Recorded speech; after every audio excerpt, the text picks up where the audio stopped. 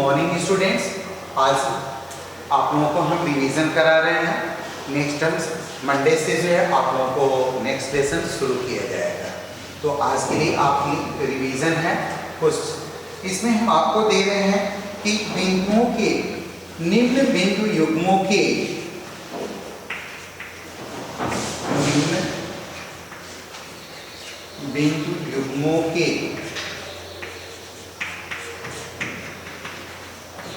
बीच की दूरी ज्ञात कीजिए।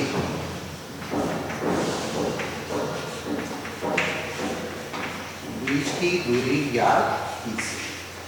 आपको जो बिंदु युग्म दे रहे हैं इनके बीच की दूरी आपको ज्ञात करना है। पहला क्वेश्चन है 2, 3 and 4, 1। सेकेंड -5, 7 और सेकेंड है -1, 3।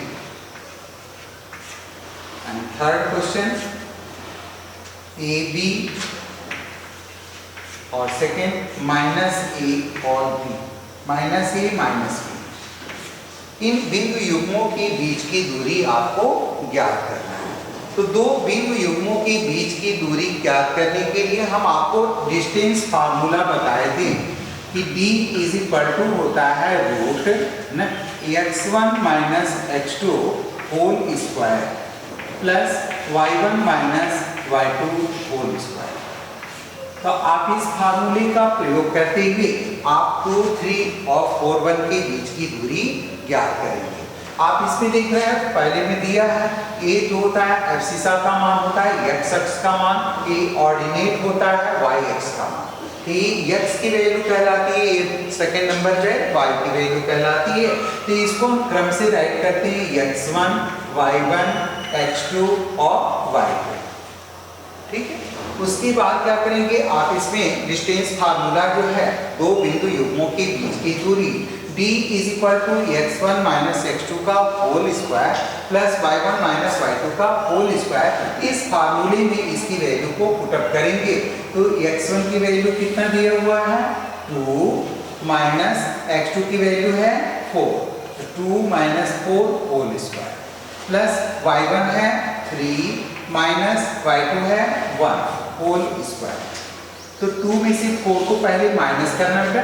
2 में से 4 को माइनस करेंगे तो आपको आंसर मिलेगा यू विल गेट -2। तो -2 का स्क्वायर करेंगे तो आप जानते हो कि -2 का स्क्वायर करने पर माइनस माइनस हो जाता है प्लस, ये हो जाएगा 2 2 4 प्लस 3 में से 1 माइनस करेंगे 2 का स्क्वायर किए 4, आपको मिलेगा √8 का जो है आप क्या करेंगे 8 का फैक्टर करेंगे, स्क्वायर रूट निकालेंगे, 2 4 8, 2 2 4, 2 1 2। इसका पेयर बन गया तो हम इसको राइट कर सकते हैं 2। इसका पेयर नहीं बना तो इसको रूट में रहने देंगे 2√2।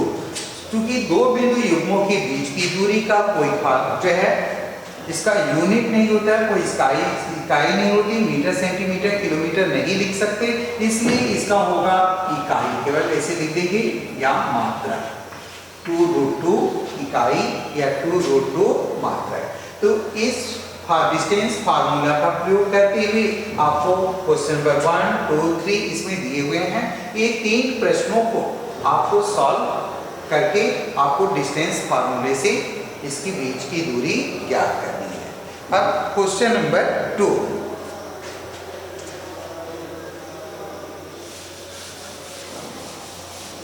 क्वेश्चन नंबर 2 के लिए आपको प्रूव करना है कि क्या बिंदु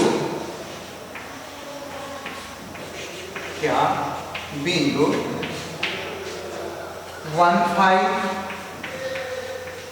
2 3 और -2 -11 संरेखी हैं। संरेखी हैं। संरेखी का मतलब होता है कि क्या कि दिए गए एक ही रेखा पर जब A B C ये सभी बिंदु अगर एक ही रेखा पर स्थित होते हैं तो इसको हम बोलते हैं कॉर्नियर या संरेखी। तो संरेखित प्रूफ करने के लिए हम क्या करते हैं देखेंगे। संरेखित प्रूफ करने के लिए हम आपको बताए थे कि निर्देशांक ज्यामिति में त्रिभुज का क्षेत्रफल निकालते हैं, और अगर क्षेत्रफल निकालने पर इसका आंसर 0 आता है तो इसका मतलब होता है कि दिए गए बिंदु संरेख हैं। तो देखेंगे ये होता है ना कि त्रिभुज के क्षेत्रफल का सूत्र। त्रिभुज का क्षेत्रफल बराबर क्या होता है 1/2 in bracket x1 y2 minus y3 plus x2 y3 minus y1 plus x3 y1 minus y2 ये होता है। तो आप इस फार्मूले से भी ज्ञात कर सकते हो। पहले त्रिभुज का क्षेत्रफल निकालना, ये आपका क्रम से होगा x1 y1 x2 y2 x3 y3। आप इसकी वैल्यू को इसमें रखेंगे और अगर क्षेत्रफल में आपको 0 प्राप्त हो जाता है तो इसका मतलब ये होता है कि दिए गए बिंदु संरेख हैं। और अगर आप त्रिभुज का क्षेत्रफल नहीं निकालना चाहते हैं तो हम यहाँ पर क्या लिखते हैं संरेख होने का प्रतिबंध। हम क्या लिखते हैं संरेख होने का प्रतिबंध लिखेंगे, संरेख होने का प्रतिबंध। तो सूत्र वही रहता है, फार्मूले में कोई चेंजिंग नहीं होती है। अब हमका बताया है भी आपको कि क्षेत्रफल 0 आना चाहिए, तो इसको जब हम इक्वल 0 प्रूव करना होता है तो जब ये 1/2 को उधर ट्रांसफर करते हैं तो 0 × 1/2 हो जाता है। 0 × क्या हो जाता है 1/2। पक्षांतर करने पर क्या हो जाएगा 1/2 उधर जाएगा ना, तो ये हो जाएगा 1/2 से जब मल्टीप्लाई करते हैं तो आपको बताया है ना कि any number is multiplied by 0 you will get 0, यानी 0 से किसी भी संख्या में गुणा करने पर क्या होता है 0 प्राप्त होता है। तो हम इसको इस तरह से न लिखकर इसको क्या कर देते हैं बराबर 0 प्रूव कर देते हैं और यहाँ से 1/2 को हटा देते हैं। तो ये हमारा दूसरा फार्मूला बन जाता है संरेख होने का प्रतिबंध, केवल 1/2 हट जाता है। x1 y2 minus y3 plus x2 y3 minus y1 plus x3 y1 minus y2 equal 0। आप 0 प्रूव कर देंगे ना।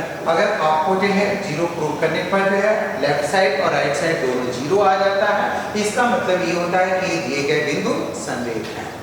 और अगर आपको 0 ना प्राप्त होकर के 2 प्राप्त होता है -2 प्राप्त होता है, ऐसे प्राप्त होता है, इसका मतलब ये होता है कि दिए गए बिंदु संरेख नहीं है। तो हम आपको ये संरेख प्रूव भी करवा चुके हैं, रिवीजन भी करा चुके हैं।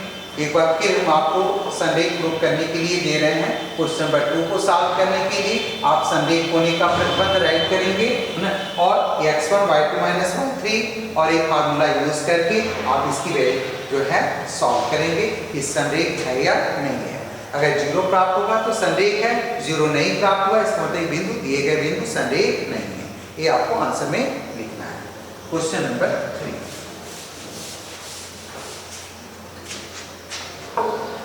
एक क्वेश्चन और देखेंगे।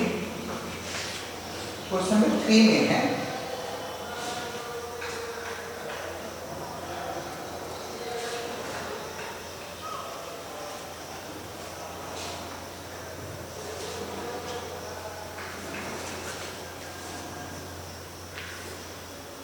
बिंदु ए के निर्देशांक ज्ञात कीजिए।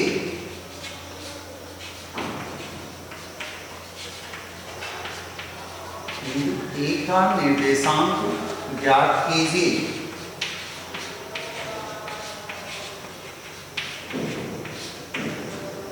जहां ए बी वृत्त का व्यास है।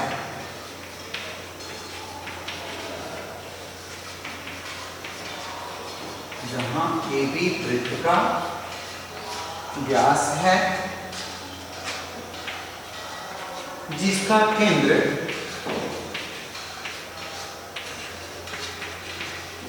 जिसका केंद्र 2-3 तथा बी के निर्देशांक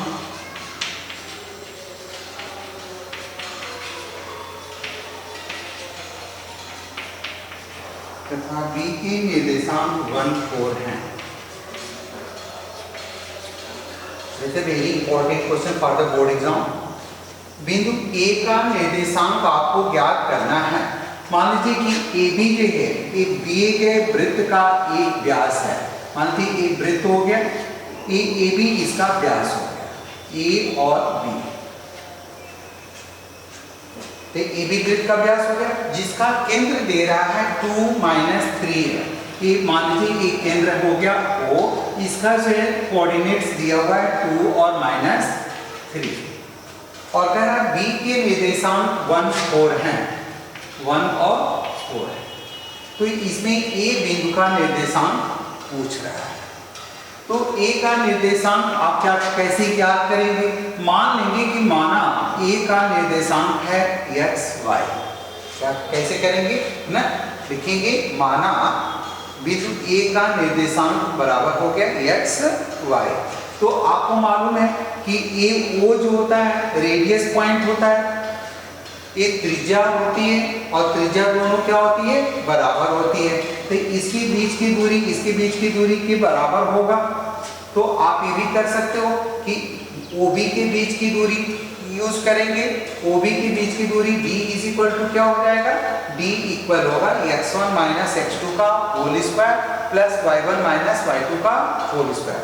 ये आपका x1 y1 होगा, ये x2 y2, और इस तरह से इस दूरी को ज्ञात कर लेंगे। फिर OA के बीच की दूरी को ज्ञात करेंगे, फिर दोनों को बराबर कर देंगे, तो आपको जो है x और y का मान प्राप्त होगा। या आप ये भी कर सकते हो कि AB के बीच की दूरी AB आपको ज्ञात करना है ना, तो AB के बीच की दूरी ज्ञात करेंगे, और बीच की दूरी ज्ञात करने के लिए आप डिस्टेंस फार्मूला यूज करेंगे। तो ये हो जाएगा आपका x1 y1 और ये होगा x2 y2, बीच के फार्मूले हो जाएंगे।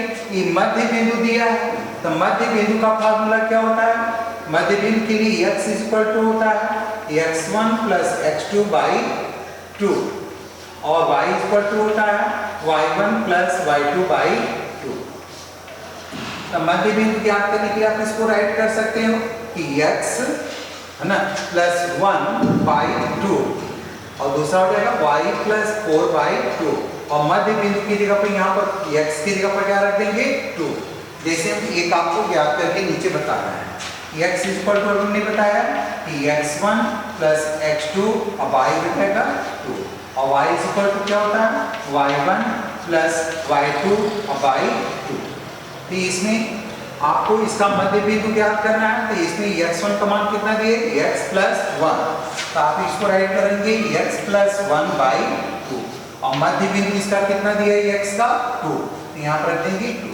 तो आप इसको क्रॉस मल्टीप्लाई करोगे तो ये हो जाएगा x + 1 = 4, तो x = कितना हो जाएगा 4 - 1 = 3। ठीक है, इसी तरह से हम y का भी मान ज्ञात कर लेंगे। इसमें y1 की जगह पर y रखेंगे, y2 की जगह पर 4 रखेंगे, और मध्य बिंदु y का मान रखेंगे -3, फिर क्रॉस मल्टीप्लाई करके y का मान ज्ञात कर लेंगे।